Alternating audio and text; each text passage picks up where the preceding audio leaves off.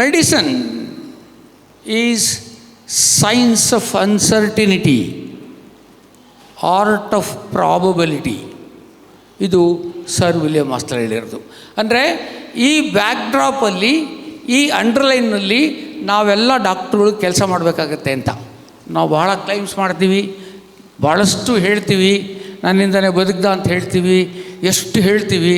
ನಿಮ್ಗೆ ಆಶ್ಚರ್ಯ ಆಗುತ್ತೆ, ಎವ್ರಿ ಇಯರ್ 1,000 ಜನ ಕ್ಯಾನ್ಸರ್ ಸ್ಪೆಷಲಿಸ್ಟ್ಗಳು ಕ್ಯಾನ್ಸರ್ನಿಂದ ಸಾಯ್ತಾರೆ.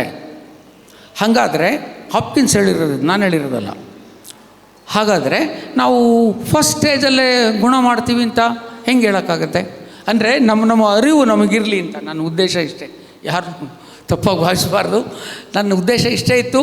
ನಾವು ನಮ್ಮನ್ನು ಹೊರ್ತ್ಕೊಂಡು ಪೇಷಂಟ್ಸ್ ಮುಂದೆ ಇರುವಾಗ, ನನ್ನ ಹೆಂಡ್ತಿ ನಾನು ಇಲ್ಲದೆ ಇರಬೇಕಾದ್ರೆ ಯಾವುದಾದ್ರು ಡಾಕ್ಟ್ರ್ ಹತ್ರಕ್ಕೆ ಹೋದಾಗ ಹೆಂಗೆ ನಡ್ಕೋಬೇಕು ಅಂತ ನಾನು ಎಕ್ಸ್ಪೆಕ್ಟ್ ಮಾಡ್ತೀನೋ, ನನ್ನ ತಾಯಿ ಒಬ್ಬಳೇ ಯಾರೂ ಇಲ್ಲದೆ ಇರಬೇಕಾದ್ರೆ, ಅವಳು ಸಾಯ್ತಾ ಇರ್ಬೇಕಾದ್ರೆ ಎಲ್ಲೋ ಅರ್ಜೆಂಟಾಗಿ ಡಾಕ್ಟ್ರ್ ಹತ್ರಕ್ಕೆ ಹೋದರೆ ನನ್ನ ತಾಯಿನ ಇನ್ನೊಬ್ಬ ಡಾಕ್ಟ್ರು ಹೆಂಗೆ ನೋಡ್ಕೋಬೇಕು ಅಂತ ನಾನು ಅಂದ್ಕೊತೀನೋ, ಹಾಗೆ ನಾವೆಲ್ಲರೂ I think will have to